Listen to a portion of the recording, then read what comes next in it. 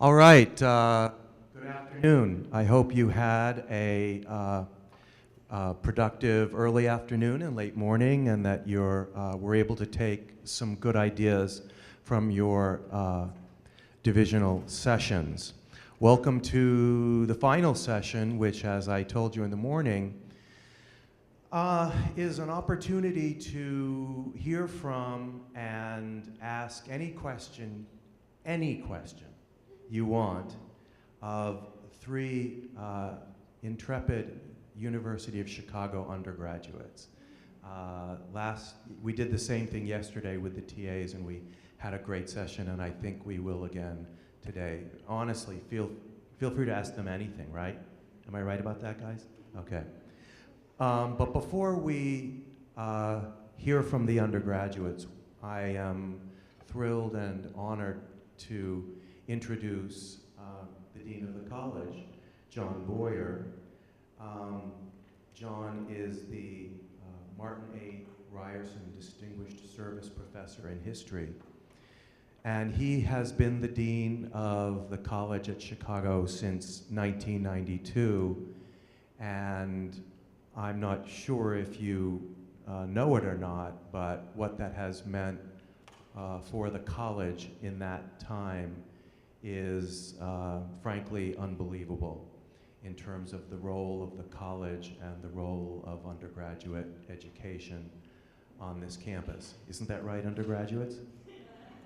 See, so, sure, yes. Of course you weren't here before, so you don't know.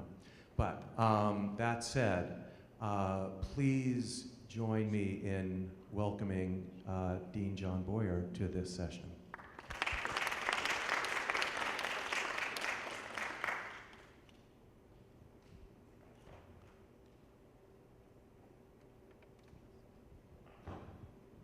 I think we need some new seats in this auditorium. You sink down too much and it's fall asleep. I'm sure you guys never fall asleep, right? But anyway, as Bill mentioned, I guess you had a session yesterday for the students who are serving as TAs, and I gather you folks are serving as independent lecturers for the first time. Okay, well that's pretty exciting. I mentioned yesterday my own story about how I came to first teach in Chicago. Back in the time when I was a graduate student here, there were no teaching opportunities at all. The college was very small. The faculty was actually larger than it is today, so we had a college really about 2,000 students, maybe 2,200. And so there were actually enough faculty to go around. I mean, that doesn't mean all the faculty wanted to do what they were supposed to do, because that never happens, but at least on paper, everything matched up. And so there were no teaching opportunities at all. There was no teaching program, and there was no teaching center. There were actually very few TAs, and there was actually in the course of researching this book on the history of the university, I found this wonderful memo that one of Edward Levy's assistants, Edward Levy was the provost and the president of the University of Chicago, this assistant sent to Edward Levy when he was the provost, describing the need for TAs, because even back then you had to have some, in chemistry courses, you had to have TAs or lab assistants. Levy's response to this guy was, don't you ever say that in public. We do not use graduate students at the University of Chicago. And the guys were like, what? But anyway, that was the official line. And in fact, it was the real line for most of us. And so when I was asked to teach the History of Western Civilization core course, which was one of our venerable year-long core courses at the time, came literally 5 days before the quarter was open. Some faculty member had gotten sick and couldn't do it, so the department chair called me up and said, you want to teach Western Civ. We see that you went to a Jesuit college, so you must know something about ancient history. I mean, that's what he said. You must know something. How did he know? I mean, this is a good Chicago. Like, where's your evidence? In fact, I did, because the Jesuits the Jesuits then, probably not so much now, espoused a very different conception of general education than we did. But at least to their credit, they had one. Unlike most universities, they had one. They still have a philosophy that seems to be defensible and credible. And for that, it was the idea of the classics and what we would call today the great books, especially the classical great books. In any event, I went into the class and did my best for the first year. The students were, I'm not sure, I wouldn't say they were patient. You see undergraduates are often not patient, especially in the face of sheer terror and complete lack of preparation, which I'm sure they picked up in an instant. They could kind of sense that. But it was the mid-1970s, and it was a time when there were a lot of graduate students, a lot of undergraduates who had been expelled during the great sit-in of the late 60s would come back. And these people were all various shades of, from neo-Marxism to Marxism to Trotskyism to Leninism, Stalinism, whatever, or some permutation thereof. And when we got to Marx, the Communist Manifesto and other documents from Marx in the third quarter, I basically said, okay, here, you guys teach the course. You know a lot more about Marx than, or they thought they did anyway, than I did. So it was a great experience. I would never have wanted to live through it again, but it was, I learned a lot. And so that's the first thing I wanted to say. Is I think you're going to learn a lot about yourself in doing this teaching. And that's a good thing, because you're going to learn your strengths and your weaknesses and what you're afraid of and what you're not afraid of.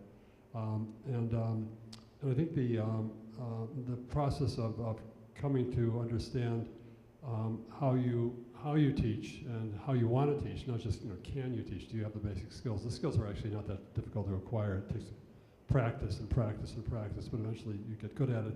And then you can kind of direct the symphony or write the symphony in the way you want it to be.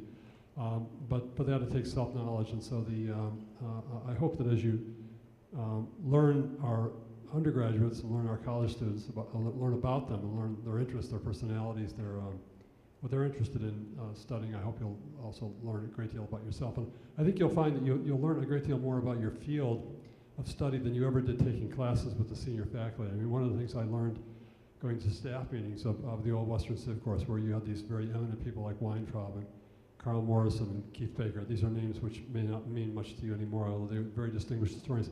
To see these people debate with great relish how you interpret Machiavelli or Marx or the old oligarch or Thucydides. I learned a great deal more in those sessions than I ever learned taking any graduate courses at this university. And I'm not going to say anything more about that, but so that this is really a kind of courses honorum, in a way, a kind of schooling for you that you should be open to, and which will influence hopefully not only your future teaching, but also the way in which you think about finishing your dissertations and turning them into first books, if you're in the book field as opposed to an article field. Second thing I want to say is this is in the vein of getting to know the students. The students at this university are among the very best and brightest in the United States. They will respect you because they respect the culture of learning and the mission of the university in ways that I think very few other bodies of undergraduates do at any other college or university. So you don't have to kind of earn their respect on day one. In a sense, it's yours to lose as opposed to grab. But it is worthwhile to get to know them, and I did mention again yesterday that I'm nominally at some level in charge of all the coffee shops on campus, nominally because they're all deficit operations, and so there's not much I can do about that. They're wonderful coffee shops, but you can help do your bit, as the Brits would say, by inviting some of the students out to coffee, maybe invite them out to dinner or lunch, or ask them to invite you out to dinner or lunch or coffee. Get to know them. Get to know them as people, not just as faces who have to master material and get a grade. And I think you'll enjoy that experience all the more if you do that. Finally, this is a place that's had a very funny attitude about teaching as a kind of way of life. Universities are set up to teach, but this particular university, its immediate claim to fame was to be a research university at a time when research universities were rather novel things. We take them for granted now. The word research university is just, it's like it's everywhere to the point. It can mean many different things, but it's everywhere. When this place was founded, when this building, Kent Hall, which is one of our earliest halls, was built, the idea of a research university, what the Germans would call a Forschungsuniversität, this was a very novel thing. And the faculty were much captivated by that. And many of the senior faculty were not much given to teaching. They were good teachers, but they didn't want to teach. They had left someplace else where they were teaching. They'd come here because Harper told them they could do research. And so there was this tension that was really quite fundamental in terms of the early identity of the university. What made all the difference, though, and which is really striking, is that when they created the university out of nothing, because there was no university like us anywhere in certainly in the Midwest or Greater West in the late 1890s. They not only wanted undergraduates, and there were undergraduates who were bright, who were all, in Chicago, you could get them, big city, a lot of smart kids. And they tested them hard. It was very hard to get into this place if you were an undergraduate. But for the graduate students, they also wanted a big doctoral program. Now in 1890, where would you find doctoral students? Okay? You had to go to colleges. Most of the colleges in the United States were poor sectarian places that offered very limited opportunities for undergraduates. There were some universities, but our market tended to be for graduate students, the Middle West, the West, partially the South, not the East. Graduate students tended to stay, at those places for graduate education from the East. And so they got a lot of graduate students, or what we would call today doctoral students, coming out of very poor colleges, and then these students showed up. They were somewhat older than the undergraduates, but they were very ill prepared. So what did the faculty do? Well, they said, okay, we've got these bright undergraduates, and he's got these potentially bright but ill prepared graduates. Let's put them in the same classes together. Okay? And you may or may not have experienced, even while you're here as a graduate student, that we have a lot of these double numbered classes, 200, 300, 300, 400 classes, where the undergraduates and graduate populations are mixed together. This goes all the way back to the beginning of the university. And what it did was to create a kind of student culture on the undergraduate level that was very used to interacting with graduate students, with adults, or at least older people, not that old, but somewhat older, and who were, serious. If you came here to do a doctorate, you were serious, and it kind of rubbed off on the undergraduate population, and so that over time, the student culture that emerged at Chicago, certainly it's kind of set even before World War I, in my view, was one that is, even today is described as very academic, very intellectual, particularly serious. These are the way people talk about our college. This didn't just drop out of the sky or drop from the hall of Kent Hall, but it was constituted over the decades by the constant interaction between upper-level undergraduates and first and second-year doctoral students. So the students you're going to be teaching are certainly worthy of your very best efforts, and in giving them the very best that you can give, you will not only do well by them, but you'll be doing very well by yourselves as well. So great, good luck, and I hope you have a fine and exciting and productive year. Thank you very much.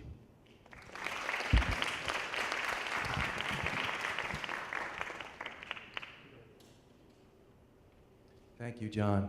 All right. I'm going to now turn things over to my colleague, Chandani Patel, who will moderate our panel of Chicago undergraduates. Chandani?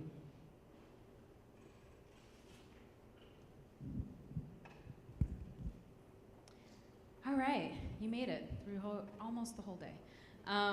So just to give you a little sense of what this session hopes to do, we hope that you all, as graduate student instructors, will learn effective teaching strategies, assignments, activities, and also attitudes and behaviors that enable undergraduates to actively engage in and benefit from the learning process. And the way we're going to do this is I have four questions that I'm going to ask, and each panelist will answer those questions, and a bulk of the session will be devoted to Q&A. So any questions that you might have for our panelists, we'll save for that part of it.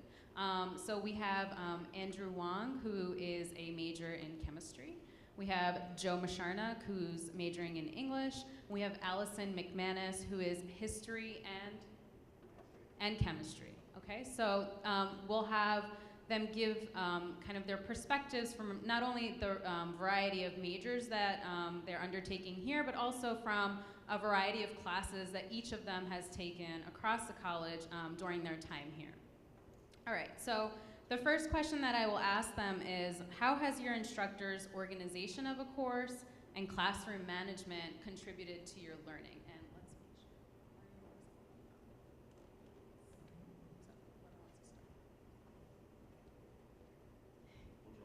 straws or something. Yeah, well, I think I would say that the management of the classroom is obviously really integral to having a good experience in a class here at U Chicago. Sort of a vague term, definitely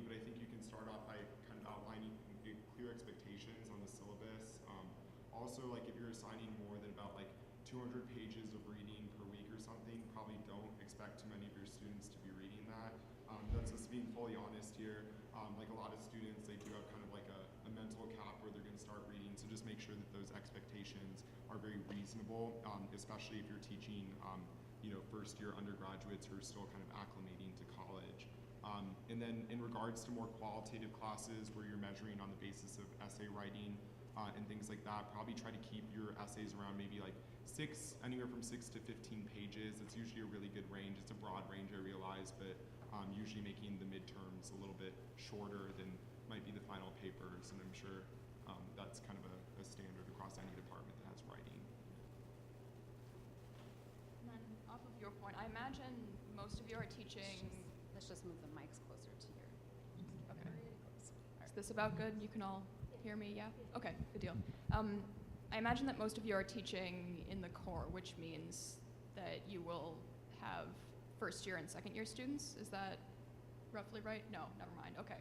But I imagine some of you are, and especially in that case, I remember being a first year coming from high school where we had 45-minute discussion blocks, and then having to transition into 80-minute discussion blocks. And that was a little bit long for me, so I think if you could do what you can to incorporate some variety of activities into the classroom, it's been really helpful when my instructors have included a background lecture, either at the beginning of the course or in a sort of dedicated hour-long chunk, especially for me because I am majoring in actually 2 fields that I didn't study extensively in high school, so that's a nice thing that you can do to level the playing field in addition to breaking up the course into a variety of activities.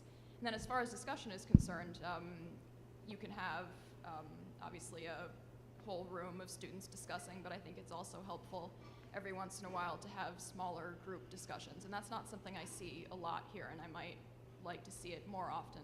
I think it's also helpful to get a wider amount of participation as well.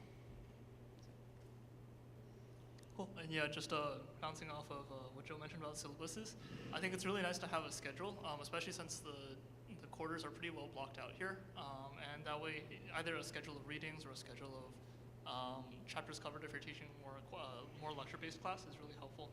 And then also, I think it's pretty inevitable that, especially with discussion classes, also with lecture classes, that you'll get students who tend to enjoy dominating discussions a little bit more.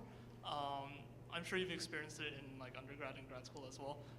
And I think in those cases, it can be pretty harmful for other students if that is, I guess, goes overboard. So I think, of course, it's like a kind of like a tricky balance to manage, but really just being aware of whether there are people who, especially if questions tend to go off on tangents, maybe redirecting those to like the end of the class or something, just so that the rest of the class can keep on pursuing at least what they intended to cover during the class period.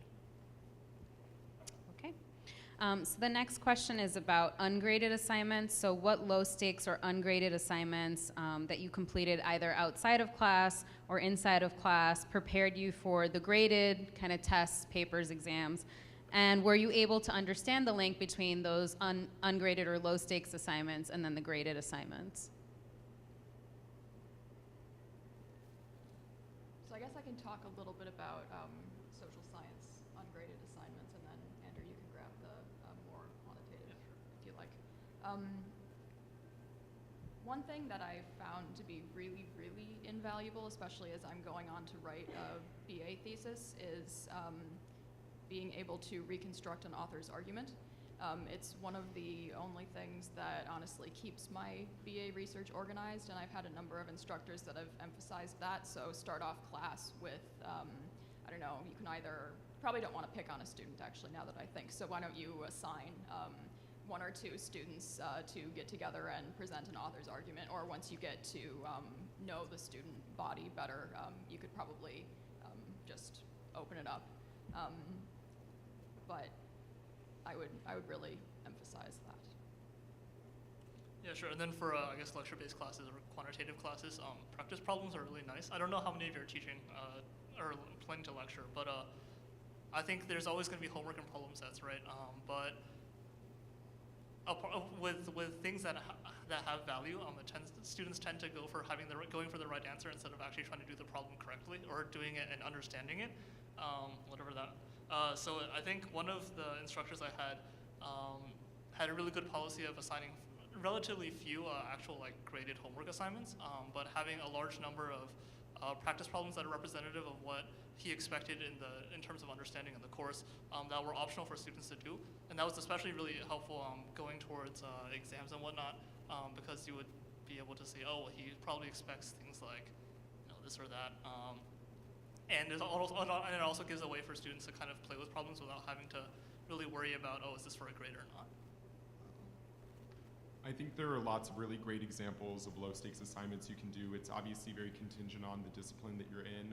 Personally, as somebody who's an English major, if you're doing chalk discussion posts and using a lot of that technology that's out there to have like little weekly assignments, that's a really good way to gauge if students are actually doing the reading, A, and B, if they're actually really critically interpreting specific smaller parts of the text. That's really helpful ultimately for midterm and final essays, definitely, because a lot of that is incorporating like small passage, close reading. That's a really helpful skill. If you're in other disciplines like languages, for example, that can also be really helpful, or it can also be really helpful if you're integrating a lot of social media or multimedia content. And so what I mean by that is like for some German classes I've taken, for example, like getting, I don't know, your students to look up Twitter feeds or something in the language from like major news sources in that country. That's something that's actually really fun and interesting for a lot of students because you're keeping up with current events while also learning about the language in a more colloquial or like more common usage sense. So that's a really fantastic way to involve people. And then I don't really know for a lot of the quantitative classes, which I've taken probably fewer than my peers here as an English major, but I would say that a really great way to do that would maybe be including practice problems that you sort of when you're going through the books and you're like, wow, this is a really good challenge problem that we can put on there. It doesn't necessarily have to be something that's graded, but can definitely teach them to learn in a maybe less traditional or unorthodox way, as opposed to just being like calculating something, really like thinking it through or thinking through the mechanics of a proof or something like that. But yeah, hopefully that helps. Okay. And then the second to last question is about the actual graded assignments, right? So what kinds of high stakes or graded assignments like exams or tests or papers allowed you to demonstrate everything that you learned during the course? And how have these assignments allowed you to demonstrate learning beyond mere memorization? I guess I can cover the quantitative aspect first again. So in terms of exams, I guess it also applies somewhat to classes which aren't based on numbers but also have to do with, but which also have exams. But I think an important aspect of exams is ones which force application of skills that are learned in the class or concepts that are learned in the class, but which go beyond that, which can sound kind of like high level and abstract. But I guess like an example that of a test that I think is really nice is one that has maybe like a third that's more easy, that's easier, that's something that are easy, either easy problems or things that have been learned already in the class. Maybe a third is more like challenging homework questions or something that forces students to be able to regurgitate knowledge well, I guess. And then having a third that really goes beyond this, I guess, what was discussed in class, but which applies things well. For example, like in a math class or in 150s calc. I don't know if anyone's teaching 150s, but it's like kind of sort of proofy, but not really. Maybe having people do a baby proof that requires them to use theorems that they learned in class, or like in OChem would be like making a challenging synthesis problem, something like that. Yeah, and also I think a lot of instructors tend to use time pressure as a ways to, I guess, maybe set a curve or distinguish what students are like.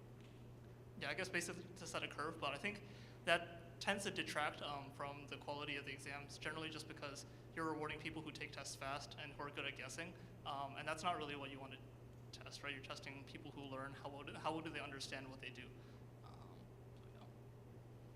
I would say that my experience with high stakes assignments has been very varied, right? Like if you're gonna get a final paper prompt and it's like there are a lot of constraints on what you can write on. There's a single thing that you can write on. Maybe it doesn't best demonstrate your knowledge, but if you give students an option to write on a variety of texts that they've read in that class, it's really interesting the different results I think you can get from that. You have people choosing short stories or a novel that they were really interested in writing on a more diverse set of topics, which is probably more fun for you as opposed to reading, the same essay over about the same book or the same short story. And so I think that's really helpful with high stakes assignments. The success of a lot of high stakes assignments, though, is definitely dependent on how many lower stakes assignments you've had. So if you've had like smaller analyses that you've done in class, or if you've just like focused on reading a single passage in that class to your students and sort of using that as a build-up for the final paper. But I think the key is just trying to give your students as many options as possible so that it's free form and they feel like they actually have a choice in the matter and can really write on a topic that interests them. And on that point, if I could make a plug for comparative essay prompts, those things are my favorite. Some of my favorite essays have, in fact, really all of my favorite essays have taken that form. So ask students to take 2 authors from the course and compare their arguments on such and such issue, or ask a question and answer it from the perspective of various authors in the course. I talked earlier about how important it is to be able to reconstruct an author's argument, but if that's all you're doing in the essay, then that is very much regurgitation, and you want to go beyond that. My other favorite activity to do when writing essays is evaluate a contemporary issue from the perspective of the authors that we have read. And then, going off Joe's point, that does make for more interesting papers to read. And then maybe more interesting discussions in office hours to follow up. And then you can get to know your students too, based off of what sorts of things they choose to talk about in their papers. Okay. Actually, Yeah. one more thing. Can I talk for a bit about feedback on papers? Yes. Okay, got it. So once upon a time when I was in my philosophical perspectives humanities class, which is roughly our year of English, we had a writing seminar, a group of probably 5 to 10 students, and my writing TA sat us down, and one of the first things she said was that she thinks it's very patronizing to write great work, good job, exactly, that sort of thing in the margins of our paper. You can probably have your own philosophies of how often you want to give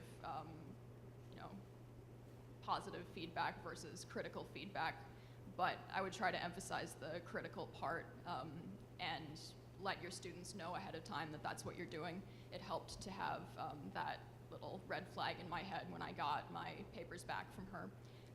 And I've also really appreciated getting critical feedback on a sentence level. That obviously is a big time commitment, but I've really been able to improve my writing that way. So something to think about. Okay. The last question is about an instructor's attitudes or behaviors. So what aspects of an instructor's attitudes or behaviors can you pinpoint that have helped you learn in some way? What do you usually value in that sense? One of the most important things for instructors is to entertain different opinions or different interpretations of a text than the ones they might hold. I kind of know the story, and I won't go too much into detail, but about a Stanford graduate student who kept assigning students an essay on Atala basically about the symbolism of color and everything, because that was the subject of their dissertation. So they wanted all their students to write on that same exact subject. And that's probably a really bad idea because, first of all, the students, it was an internet forum, but they all hated her, basically, the teacher. And the lesson is that you really want to allow students to form their own interpretations of text. Obviously, you want to sort of lead the classroom in such a way that you're getting a broader knowledge of that particular piece of literature, if we're talking about literary classes. So definitely allowing people to form their own interpretations and maybe actually bring those up in class if time permits. Obviously, you can't get to everything. And I would also just say, kind of another thing that teachers shouldn't do that kind of affects the class is try not to politicize text too. I know sometimes I'm in classes and everything and people are like, well, we can draw a parallel to this and some really significant event that's happening in current history or current events and everything. And then the class discussion takes sort of a political form and things can get a little bit ugly sometimes. So just be very wary of that in terms of what you're trying to say and just allowing everybody to express their opinions in that class as long as they're appropriate and aren't detracting from the main lesson. Okay, I guess even though it's probably not a good idea to assign essay topics based on your dissertation, I think it is really nice if instructors bring in, all of you are doing research of some sort, of bringing some of that into the class if it's relevant. It's always nice to hear, because you're all passionate about research, hopefully, and it's always cool to hear something that, your instructor is definitely the expert on, and really hearing some of that with the caveat that it should be related, somewhat related at least, to the material that's being covered. I guess I have two other points that I can run through. One is confidence is really nice. It's just kind of like no duh, but it is really important for students to know that their instructor knows what they're doing, and I'm sure all of you know what you're doing. You definitely know more about the topic than the student does, and be confident in that fact. No one's out there to prove that they know more than you, or very few people are out there to prove that they know more than you, and will more or less happily go along with the lesson plan that you give us. And if things need to be changed, change it. But don't go into it with the expectation that it's going to be a horrible challenge or something like that. We want to learn as well. Otherwise, we wouldn't be taking the class.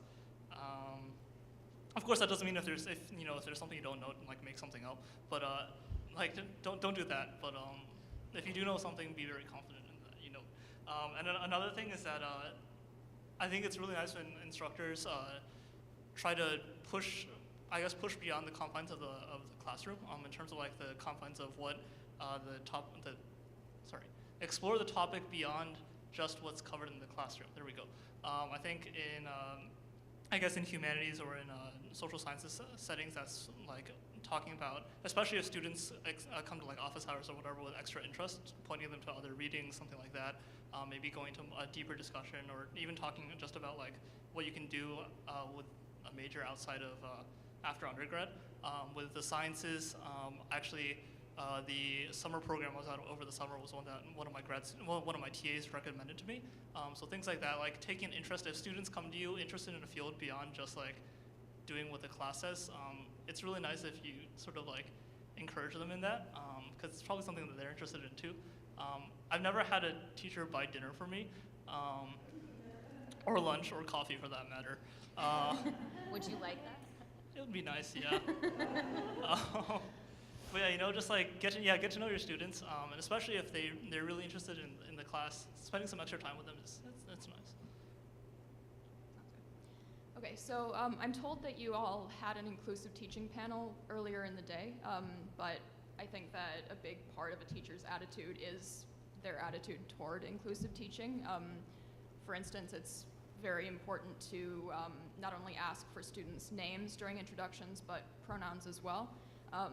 And I bring up that example, one, because I've never had it happen in class, but I have seen it happen, or I've heard of it happening, and it does make waves. It matters to people. And two, it seems that it's pretty rare that there's one small change that you can do to be a much, much more inclusive instructor, and that's one of those things that you can do. It takes probably 30 to 90 seconds, depending on the size of your classroom. And the one other little caveat I would add to that is don't ask students to provide pronouns unless you can explain why you're asking. Just on the off chance that there would be either a student that has never heard of this practice before, or worst case scenario would be some opposition to that practice. And on a still important but less important note, authentic enthusiasm is good. So that often manifests itself as anecdotes about your research material, or about the course material. I trust that you all are full of anecdotes about your dissertation topics. And don't force the jokes. It's remarkably easy to tell when instructors are being inauthentically interested or passionate. Okay, so with that, we're going to open it up for questions. Any questions that you have, either about anything that they did say, anything that you are nervous or anxious or just curious about, they're here to answer those for you. So, questions?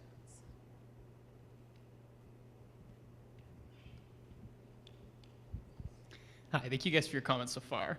So I teach mainly in history and in the core classes, and inevitably at the end of the course, in both the evaluations and in conversations with students, there will be a faction who wanted to see more student-to-student dialogue and discussion, right, horizontally. And then there's always a faction who wants to see the instructor have stepped in more and moderated actively to make sure things stay on point. Have you, in your experience, taken any classes which struck a good balance between the two, and what did that look like? To speak to that question, I took a class. It wasn't with a graduate student. It was with like a tenured professor, but it was Anglo-American Gothic fiction of the 19th century. So by the time you got through saying the title, everybody was asleep. But anyway, it was a great class though, because that was an example of a professor using their area of expertise in such a way that like they could lecture at the very beginning of the class and then transition into more of a discussion-based part, and like definitely focusing in on specific word usage in a text or in a passage. And that's really helpful. So like maybe breaking it up where you start with the discussion, you're like this, or start with a lecture and you say this is where you want the discussion to go. So at least you give students a sense that they have autonomy in that classroom and that they can reach maybe their own conclusions. It struck a really good balance. So maybe about like 15, 20 minutes of lecturing, and then you can use the rest of the class period to like allow students to participate in a more interactive discussion where you occasionally lead by asking questions. I guess the thing that I would add, my personal favorite format is alternating between lecture and discussion. So if it's an 80-minute course meeting that happens twice a week, just because I prefer it to be compartmentalized, I think it's easier to organize that way.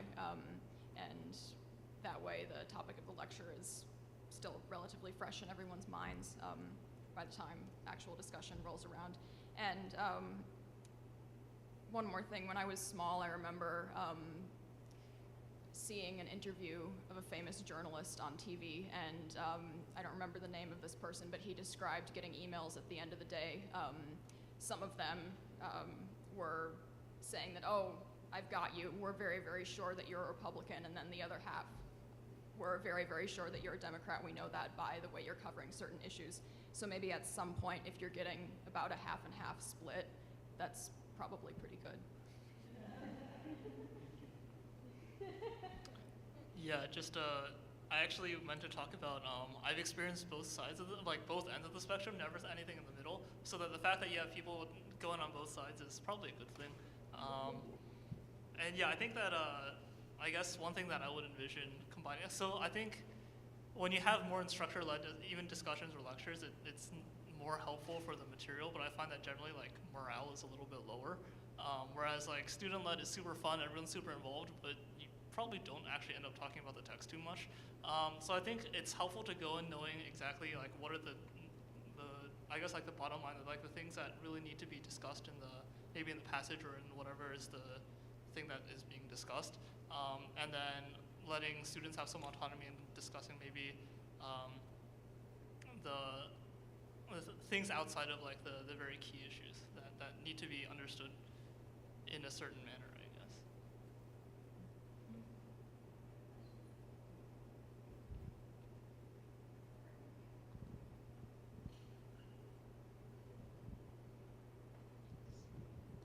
Hi. So I'll be leading some courses this year that are going to involve a lot of like writing workshopping and peer review. So this is more humanities, social sciences, but if you guys just have any experience where that's been like facilitated in a really helpful manner, or maybe not helpful, just kind of any advice on that front.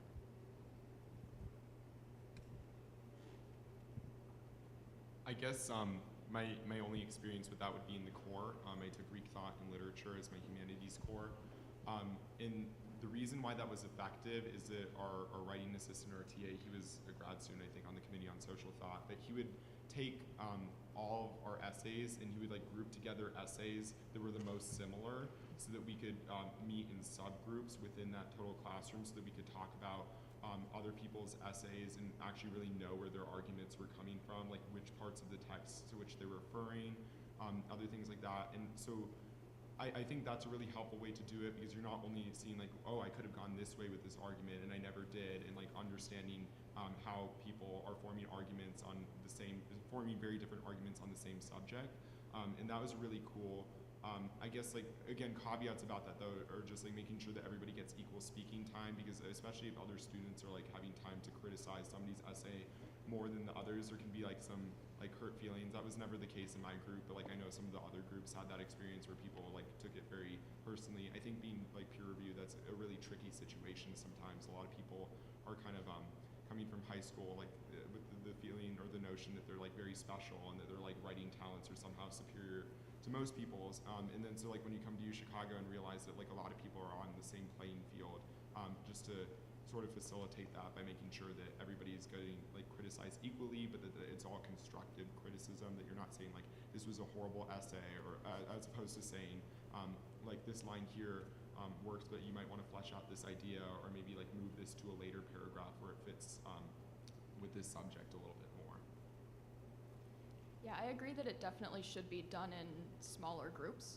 That's been helpful for me. I've done peer review both in the core and in my BA seminar, which is a course that essentially allows us to do a little bit of primary source work, well, mostly secondary source work, and write a proposal. And I guess I have a couple suggestions. One would be allow a lot of time for peer review. It takes quite a bit of time to actually meaningfully engage in somebody else's argument, and it also helps to be able to talk to a person a couple times as they're developing their paper, so you're a little bit more intimately involved in their process as well. And the other thing you might want to consider is printing out a rubric and pointing your students to, well, maybe you want to emphasize paragraph structure or flow of argument or explication of evidence, that sort of thing, what you'd like to look for. Yeah, I think just my own experiences with humanities as well in the core. But I think like one of the most important things is getting students involved, like actively buying into the fact that peer review is important.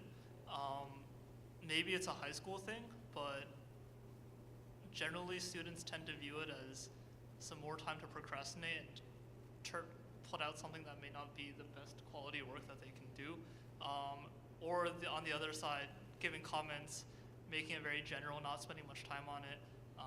So maybe incorporating some sort of like grade or some sort of like points assignment with the actual peer review process. But otherwise, it tends to be difficult to get students involved with the actual process. Yeah. My question is, how important is it that you feel like you belong in your classroom? And do you have any examples of classes that did an exceptional job of creating a sense of belonging or community that led to a higher rate of engagement?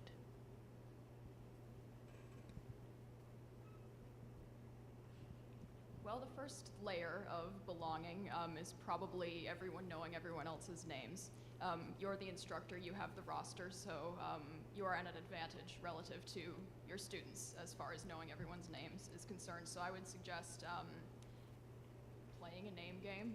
If you can work in a course theme, that would be great too. In my Soc class, we did a division of labor activity. So we ran a hypothetical laundry business, and we wrote our names on the board, and each took a task. So we get to discuss Adam Smith and Karl Marx's division of labor and also learn names. And then it also helps to call on students by names. That's how I learned the names that I learned. Yeah, it might be perhaps a little bit sophomoric, but one of my professors, I think it was Canterbury Tales, we had like our name tags and everything, and so we wore them the very first day, or we didn't wear them, rather they were on the table, like those little card things you put up. But anyway, so we had those, and then like the next class period, we had to play this sort of name game where you go around, and then every single time you're adding on the person's name. And even though it was like a little bit elementary school, like I really liked it. Like it made the class super fun for me, because at the end of it, like I did know everybody's name. I was able to like interact with them outside of class, and I'm still friends with a lot of them as a result of that. So that was really fun and really cool. Just like making an effort to like obviously call on people by name, not just like pointing like at a person and being like you guys, or definitely dividing into groups, so to discuss particular passages, or like if you're doing like a course that's like maybe a history course and you're covering like different periods within the same general period of history. I really don't know what the structure of like most history courses are here. Sorry. Yeah. But you might just want to have like assign people again like to a particular part of that, and like be ask them to talk about that, maybe present their ideas or what their conceptions of that are on the board, and then you can kind of go into more detail based upon what they've said about that. Yeah, names are important. That's about it, really. I think once everyone knows everyone else's name, that helps to bridge the gap in a big way. Probably more than anything else, really. I have to say I'm a little bit stumped by your question. Sorry. Beyond names, it strikes me as quite difficult to create a really welcoming, close-knit community. I don't know how I would go about doing that. I can give you an example of one course that felt really close-knit, but it's a little bit of an exception because we did a 2-week-long live-action role play. It was a papal election simulation, and we all knew each other very well. We were quite close. We had so much fun. We schemed outside of class. We texted each other with aliases like the Roman Mob and Cardinal Orsini. That was me. So I think Quirkiness might help. Yeah, I think the question goes back to something that Allison said earlier about inclusivity, right? So have there been classes, I guess, where either you didn't feel welcome or you didn't feel included, or your peers didn't feel included? And I think Andrew also mentioned like the dominating students. So do you have maybe something to share along those lines when instructors have done a good job of including everyone?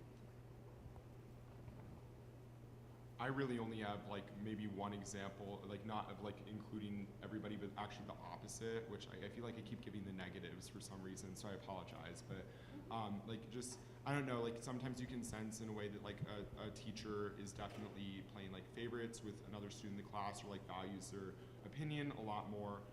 And that can like be really, really harmful, right? Like that actually happened in one of my classes just last year. And that was a really like awful experience, just because I could tell like the teacher like didn't like me. I like really was like very respectful in the class. Like like you just can't tell like what's going wrong in that class, right? Just for some reason like they prefer another student to you. And so just again, I think like it comes back to like giving people like equal floor time, allowing people to like share what they want to say about something, so long as it's like appropriate and so long as it's polite and like respectful of everybody in the classroom's like opinions and like their own personal beliefs. But definitely, and like the pronouns thing too is actually like to just reiterate that, like actually it's kind of helpful. At first I was like I didn't really understand what it was. I'm an RA, by the way, but like we use it a lot in my house now because like it's just a really good way to give people an opportunity to like show how they like identify and like what they think their role within the classroom is. So like even if you feel like maybe a little bit uncomfortable doing that at first, again, just like know the reasons why you're introducing that. And then if you do it, like a lot of students can feel like, wow, like they actually like value me as a person, or like they think that like I have something really cool to contribute to this class and are treating me really well. So.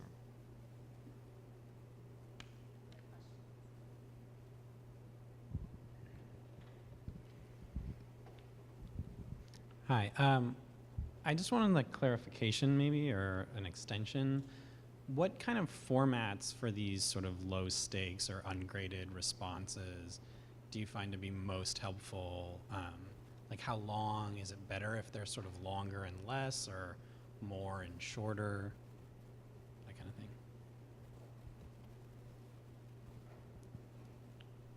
I think shorter, probably 200 words for like, and that's not just me being like the lazy student being like assign us like less, because I don't know if I'll have any of you guys as like my teachers, but definitely for chalk discussion posts, make them short and like just write the prompt ahead of time. Just like keep it pretty open-ended as possible if you're in a humanities class. Lower stakes assignments too. The important thing is like if you're going to be doing a lower stakes assignment, especially like in classes that are like maybe incorporating a lot of different things that aren't just physical text, make sure that there's like a correlation between that and like the final paper, for example. Like I've had classes where it didn't work, where the lower stakes assignment was an analysis of a film, and then like your midterm or your final paper is an analysis of like a book. And that's really difficult, right? Because you're like learning in one to I analyze something, sort of like the confluence of like both like these visual things and then the actual written text and like the way that the actor plays it out. And that gets super confusing for students. And then I don't know, other lower stakes assignments, like in the example that I sort of mentioned about like the Twitter feeds for like languages or incorporating like a lot of social media or things from like other cultures that are in the news. Yeah, you can make those like pretty short as well. Just maybe have like students do like a small write-up and summarize it as opposed to just like printing out the article, because then they don't really have to read it. Obviously, they're just like, hey, I found this and like I did it. So just make sure that like whatever you're doing in that case is very much interactive and proving somehow that your students are working on it. Sounds good. I was going to say anywhere from 250 to 500 word short reading responses have been helpful in my experience, and I'd advise against having them do any more often than once a week, because sometimes the turnaround gets to be quite difficult, and for you as well, you might miss a prompt by 16 hours, and suddenly that's half the time the student has to create the prompt, and that can be problematic. As far as using chalk, which is the, you all know what chalk is, I imagine. Okay, good deal. Using chalk versus turning them into the professor, it's probably your preference. I don't find that I write them any differently, depending on the audience. Yeah, I guess personally I'm a little bit on the other side. I think I like a little bit fewer, maybe like 5 per quarter, so once every 2 weeks. Maybe even 3 with like a midterm and a final in there somewhere, and a little bit longer. Probably like 500 words is around, maybe a little bit more than that even. I think personally I'm not very good with weekly assignments, and I tend to view them more as like a drag. So it will tend to, and I guess generally the quality of the assignments will vary when you have it once a week. When you have a busy week, smash something out and press enter. But I mean, I guess like just goes to show there's a spectrum of opinions on this. So just do whatever works for you, and then I think that should be fine, right? And the other thing that I didn't have a chance to mention earlier is student presentations. So I think those are very, very useful. I'm not the biggest fan of public speaking, to be perfectly honest, and I have had many opportunities, especially in the core actually, to just give a short, relatively low pressure presentation, either with a partner or by myself. And yes, that's been useful when I've had to do more high stakes presentations later on in life and later on in my college career. Maybe 1 or 2 a quarter would be good. If you can think back to the quality of your classroom environment, I just have a simple question. Do you think that it's constructive or more distracting when students are allowed to have laptops and the tablet things? I mean, I'm going to have a lot of PDFs in class, and I know my handwriting is terrible. I like to take notes on the computer, but I also know that even graduate students are looking at Facebook and you know during the sessions today. So I'm just, do you think it's more constructive to allow that, or is it a distraction? I think it's more destructive, honestly. I'm someone that gets kind of distracted by other people using Facebook around me. So sometimes that's something to keep in mind, that people using Facebook are distracting people besides themselves. I understand that a lot of times laptops are a necessary thing, either because you're assigning a lot of long PDFs or because someone's handwriting just isn't quite good enough and they really prefer to use a laptop. So I would advise sort of a relatively strict but also flexible laptop policy. Yeah, I've had instructors allow laptops depending on the reading. So if there's a long PDF assigned that day, they'll say ahead of time, maybe even on the syllabus, if laptops are allowed. I've had instructors say, you know, I really don't allow laptops in my classroom, but let me know if that's an issue for you and we can talk about it. So strict but flexible would be good. But yeah, I'm a little old-fashioned. I don't love laptops. Yeah, I would definitely agree that it's a more destructive thing, unless like those cute cat videos are somehow contributing to your knowledge of a particular text in the class that you're taking. But I would say that the way you can best combat that, if you really need to use it for the purpose of PDFs, is like when you're opening the PDFs or you're having students like look to this passage and we're going to read this really quickly. Otherwise, just have them close the laptop. It's like a really easy solution, right? Because then it's like they like you'll be able to tell, obviously, like nobody's going to be on it at that point. And I don't know, I definitely have had that experience where I'm in large lecture halls. I took a Ulysses class this last spring where it was really, really distracting having all the people like to my right, to my left, and in front of me on Facebook, and it's just incredibly difficult to be like looking at their news feeds and everything, which sounds kind of creepy, but their news feeds, and like listening to the professor at the same time. So it's a little bit more unavoidable, though. I think in a lot of large lectures, you don't hear a lot about bans in large lecture halls of laptops, but in that case, like, I don't know, a lot of times like the teachers have accompanying PowerPoints or handouts that they're going to give anyway, so hopefully the students take the initiative to kind of read those on their own time if they're not paying attention to the class. But if it's a small discussion like you'd see in the core, definitely, if you can't ban laptops, then like be really strict about when students can use them during class time. Yeah, don't expect your students to print out anything. So if you have PDFs that you want to assign as reading, I think that's a good time to allow laptops. Otherwise, they're like both of the other two have said, they're probably bad. I think a lot of the suggestions that were mentioned are probably good suggestions. So like maybe case by case basis, or when there's PDFs as part of the syllabus or part of the reading for that day. But otherwise, yeah, putting them away will definitely enhance the quality of the discussion, or it won't enhance the quality of a lecture, but definitely for discussions, it'll make it a lot better.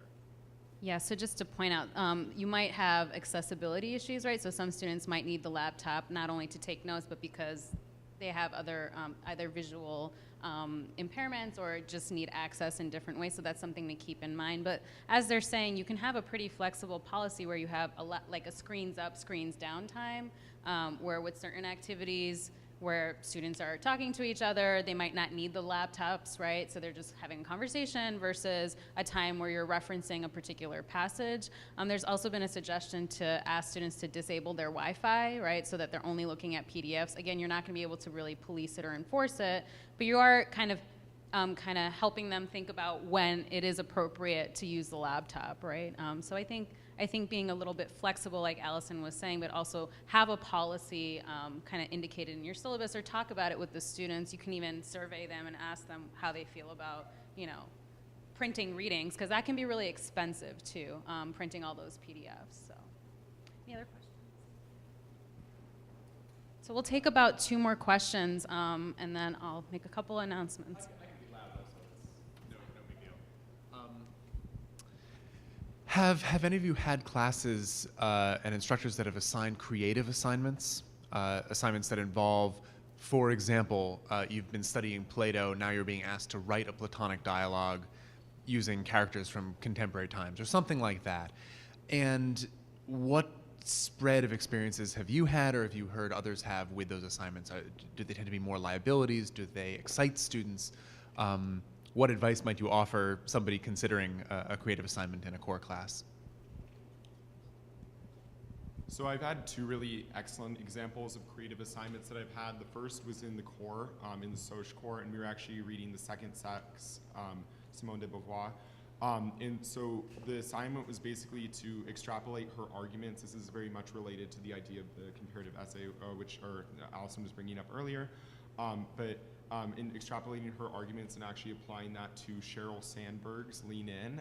And so like that's an example of like, I don't know if you want to call that like a proto-feminist text, I guess. Like I don't really know how you classify that book, but the point being that there were like a lot of similar strains thematically in those 2 books that made it a really interesting assignment. And also I think Sheryl Sandberg's book is like a little bit less heady and like more relatable and easier to read for a modern audience. So that was a really fun assignment to write on, and like again applying that to a more modern voice or a more modern like writer and like public figurehead.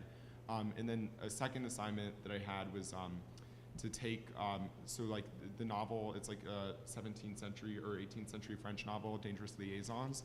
And so since it's all an epistolary novel, kind of taking that and like writing a letter between like two of the characters who were in that book, and like sort of trying to understand their viewpoint or argue like a philosophical perspective. It's a little bit long because the foreword is like one of those ones. It's like, I'm warning you, like this is like, I only collected these letters and everything to make it into a book. I'm not the author of them, even though it really is like the author writing all of this.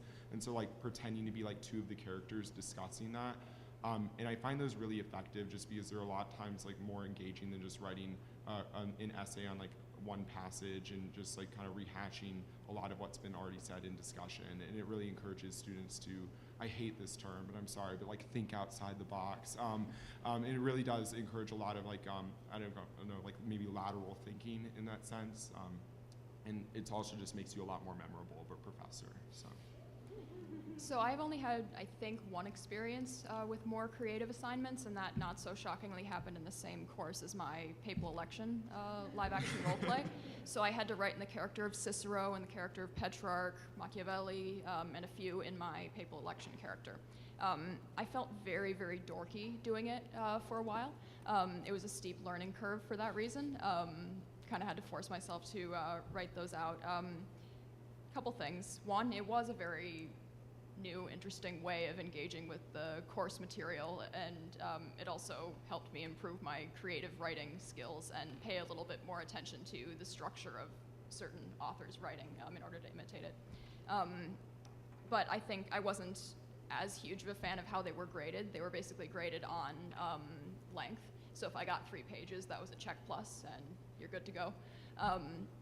I think it would be maybe more helpful to grade it on engagement with the actual text. So you might be able, I don't know, to identify places where the creative assignment is borrowing from something in lecture or something in the actual text that we're supposed to be imitating, if we were to be imitating a text. So that's another instance of where setting clear expectations would be helpful, even though it is a more free-form assignment. Yeah, I've never had an experience with that myself, but a good friend of mine had it in, I think, a media aesthetics class, so humanities. But I think, in general, you'll find, especially for core classes, you'll find that some students, since the core is required, right, you'll have students who are very bad at creative writing. I'm probably in that category. And I think in those cases, it's important either to give an option and an opt-out, either in terms of like having several prompts within, like maybe for both the midterm and the final that are analytic and some that are creative, or having like one of them be creative, one of them be analytic, I don't know. But yeah, and then also I think I'd imagine it'd be difficult to like grade creative and analytic essays in a similar manner. So if you're confident in doing so, then by all means go for it, but it's definitely something that's worth thinking about, especially since I think some students will opt for the creative approach just because it sounds like it'll be easier, and yeah, that's probably not the case. So yeah, it's just things to think about.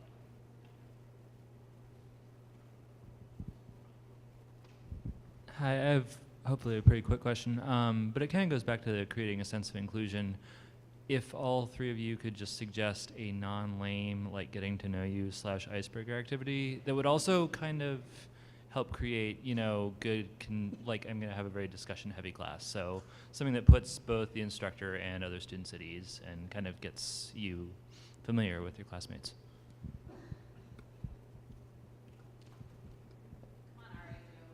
All right, no, I'm supposed to be the master of icebreakers, but I'm still working on it, guys. But no, I don't know, maybe just like, you could ask them like, if you weren't in this classroom right now, what would you be doing instead? Like, cause that's like kind of funny, right? Hopefully it wouldn't be too like insulting to the point of like implying that your class is very boring and they really don't want to be there. But like, yeah, I think that would be a really good one. Or like, if you're just like coming off of summer break, like the easy one is, what did you do over your summer? Just like anything that's maybe seasonally relevant, or like, what did you do over your winter break, for example, if like it's a winter class, and like for spring, yeah, it just goes on. So yeah, something. I think I'd say that thematic icebreakers are always good. I guess you might not be working so closely with students who are in the process of a large research project or working on their BA, but the most recent icebreaker I had was, tell us about your BA topic and why it's interesting to you, how you came to choose it. Let's see. Be careful about the especially dorky icebreakers. They can work and they cannot work. I've had instructors ask me what dessert I would be and why, and that was a little bit distracting. Let's see, but as far as an especially inclusive icebreaker goes, that's about all I have for you. Sorry about that. Yeah, I really like weird questions, so I guess I'm a little bit different from Allison in that respect. But I think it's good to have ones that you can kind of like go for a lame answer if you want. You know, I think one of my favorite ones is like, what's your greatest accomplishment that no one else cares about? I think that's a really good way for people to share their passions without, you know, like they can say something. I think well, I asked that question once, and someone was like, "Oh, I went to Costco like 5 times in the last 5 days." I was like, "Oh, okay, that's pretty impressive." So something like that. You can also there's actually, if you search either Google or there's something called the Pod Network, which searches all the centers for teaching in across the country. They have pretty good ideas for icebreakers too that are, I think, maybe more teaching oriented or just, you know, kind of good ideas. I think as grad students, sometimes it's easy to forget that those are important to do. podnetwork.org. Yeah, and that's just a good resource in general. They have their own search engine, so that will search different centers across the country.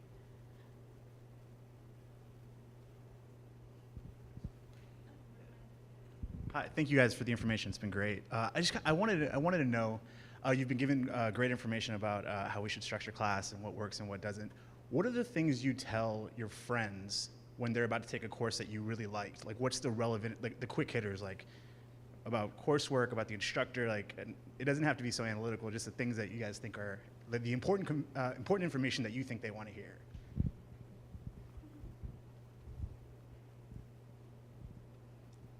I guess I can go first then. I think the first thing for me is that it's a class where I learned a lot. I think above all else, I guess that's what matters the most, right? Is that if you spend 10 weeks and you end up with like a handful of dust, that's not very helpful. So even if it's fun, even if it's engaging, it's helpful if you learn. And then of course, because they're my friends, I'd probably tell them if it was a easily graded class or not. That doesn't mean you should make all your classes easily graded, because that's not necessarily the best for students, but you know, they're my friends and help them out, right? I think the priority is definitely like, so professor, or recommend them. Like oftentimes I'll tell people like, this professor is really difficult, right? But I got a good experience out of the class. Then next is definitely like the grade, or like the hours per week I spent in that particular class. It sounds like the reviews on classes.uchicago, basically. But most of the time I think it's very centered around the professor and less so the material, actually, because it's kind of, I think, what I always take away from most of my classes. Yeah, I'd agree with Joe's point there. The professor is what makes the class. You can have the same course and very, very different experiences and outcomes based on the professor, and I think undergrads know that, and yeah, we recommend professors to each other rather than classes. A couple really great compliments I've heard. That was a classic UChicago course, meaning it was very theoretical and kind of taught you how to think differently about kind of a, I don't know, any topic in the world, actually. You know, so-and-so is a brilliant professor is always a great compliment that I sometimes hear from people. Other than that, oddly enough, I don't hear very much about how inclusive the class atmosphere is, which is perhaps a little disappointing. Sorry, I don't know where I'm going with that, but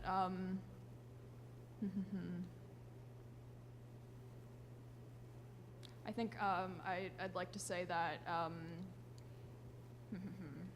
sorry, train of thought gone, apologies.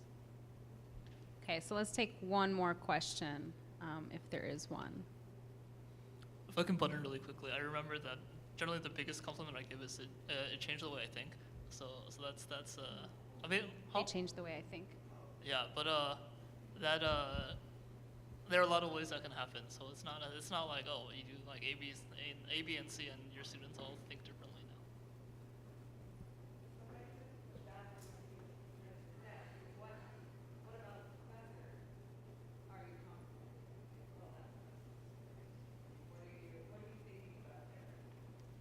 Their personal engagement with material, like they're not just there because they're forced to be there, but rather because they really, really like this material.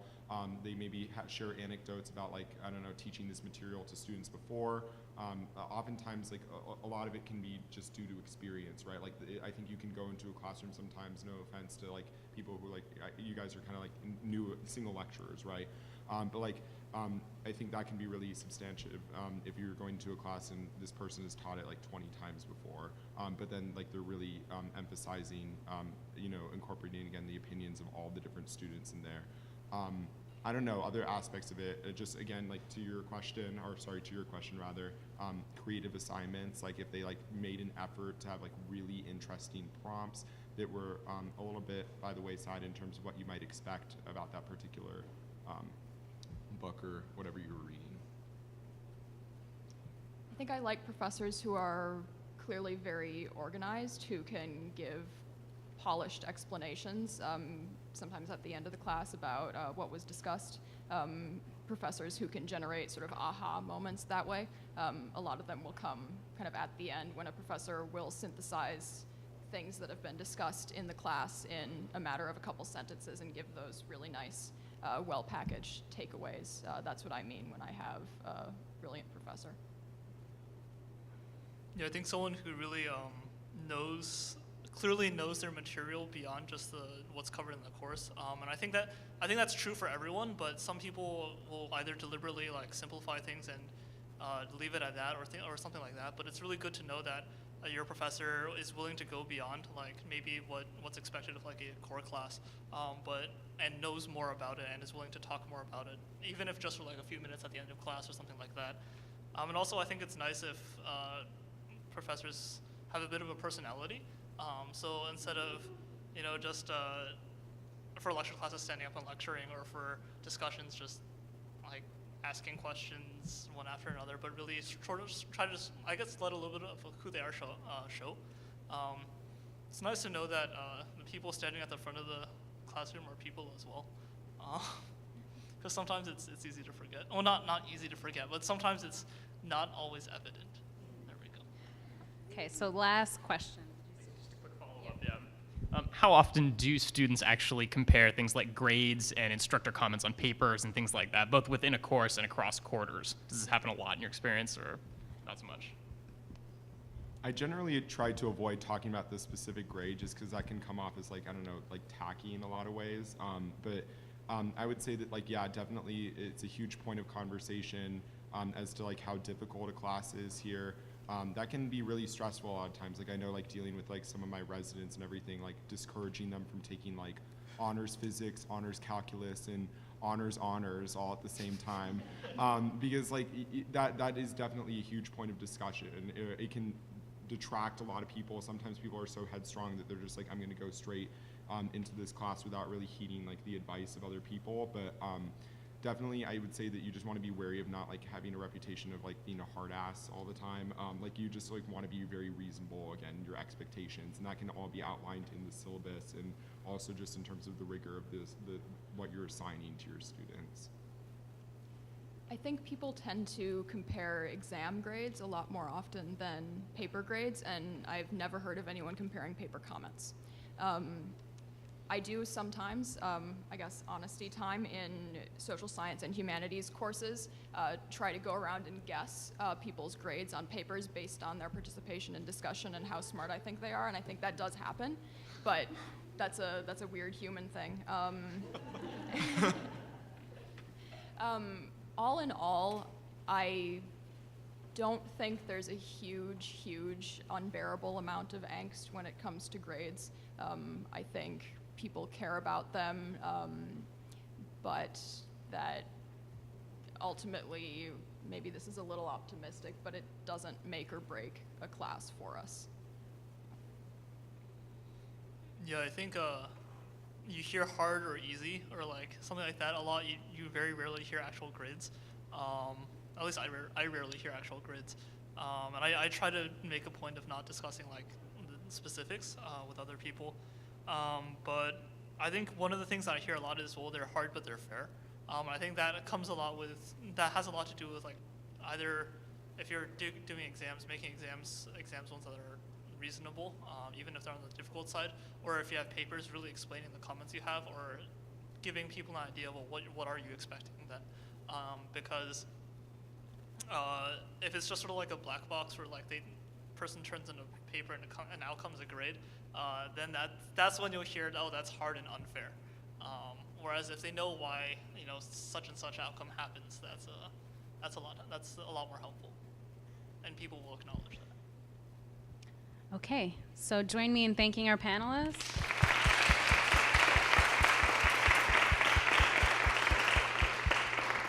I just wanted to let you know that the CCT has many resources for standalone instructors, so please sign up for our listserv to hear more about those. We have anything from informal lunch talks where you share effective teaching strategies to the teaching consultations that were mentioned this morning. We have seminars and workshops on course design, on teaching portfolios, a lot of things and a lot of new programming this year. So I do encourage you to get kind of connected with us in that way. We will send you a survey about today's program. We would really appreciate any feedback you have to offer. As Bill mentioned this morning, this is the first year we're trying this new format where we did the course assistant day yesterday and the standalone instructor day today. So we really need your feedback in order to continue to improve this program for you all in the future. And then the last thing is that please come to our reception. We are going to be in the CCT space, which you may or may not know where that is. It's on the 3rd floor of Wiebolt. It's kind of a little bit circuitous, that path. So if you can follow one of us, we're happy to take you over there. We have wine and cheese and beer and, you know, good times and more questions, or, you know, you can just feel free to hang out. If you have any other questions, we're also happy to answer them here, there, or over email. So thank you all for attending. We hope it was a great day. We're happy to see you, and we look forward to working with you again.